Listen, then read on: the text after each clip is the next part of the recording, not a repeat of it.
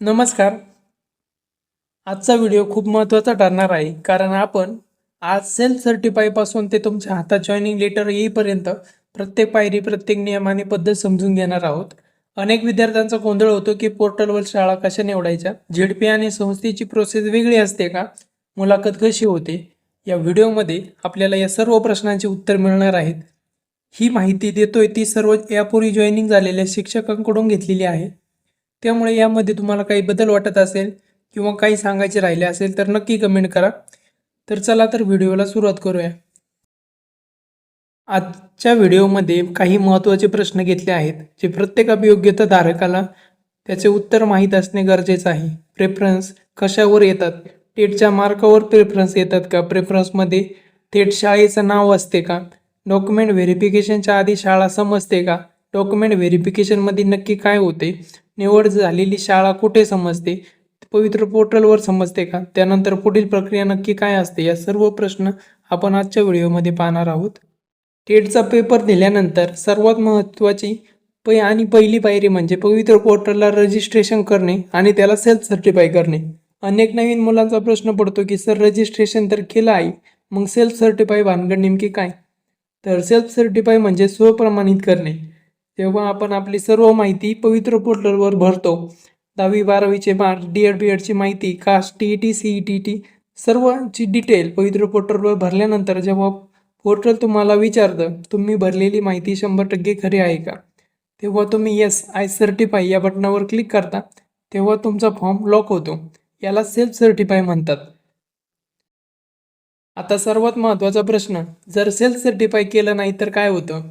तर नीट ऐका.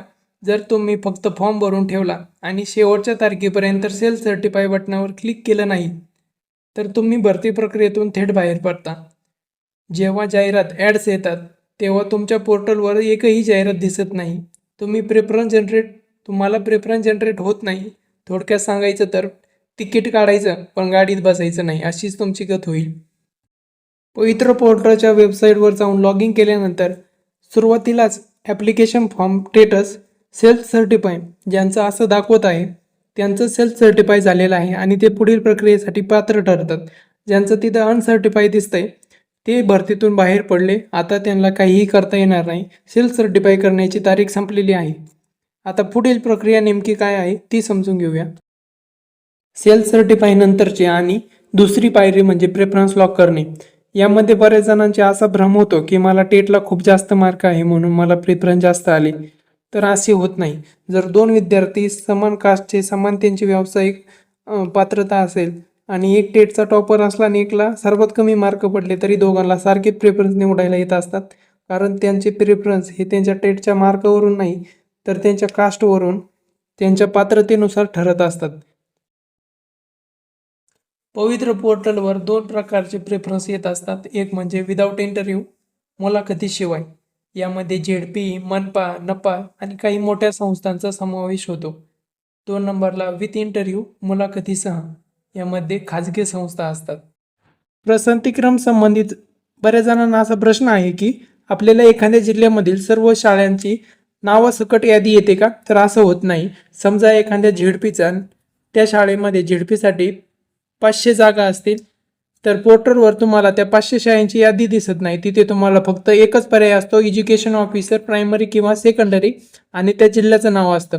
ते एकाच क्लिकवर, एका युनिटवर पसंतीक्रम द्यायचा असतो. त्या एका क्लिकचा अर्थ असा होतो की तुम्ही त्या जिल्ह्यातील सर्व रिक्त जागांसाठी दावा केला आहे. पवित्र पोर्टलवर तुम्हाला शाळेचं नाव किंवा ती कोणत्या गावातली आहे हे समजत नाही. शाळा निवडीचं काम हे डॉक्युमेंट व्हेरिफिकेशन झाल्यानंतर होत असते. पवित्र पोर्टलवर आपल्याला शाळा समजत नाही. प्रेफरन्स दिल्यानंतर काही दिवसांनी मेरिट लिस्ट लागते आणि त्यांमध्ये तुमची निवड झाली की नाही हे समजते. तुमची निवड ही फक्त आणि फक्त टेटच्या मार्कावर होत असते. तुमचे प्रेफरन्स हे टेटच्या आधी जे काही शिक्षण झाले त्यावर जनरेट होत असतात. तुमचे सिलेक्शन हे कुठे झाले हे कसे कळते? तर पवित्र पोर्टलला लॉग इन केल्यानंतर इन्स्टिट्यूट नेम येतं. तिथं ज्या इन्स्टिट्यूटमध्ये तुमचे सिलेक्शन झालं तिथं ते दाखवलं जातं. पवित्र पोर्टलवर तुम्हाला अजूनही शाळा समजलेली नसते. आत्ता फक्त तुम्हाला इन्स्टिट्यूट नेम आणि जिल्हा समजतो.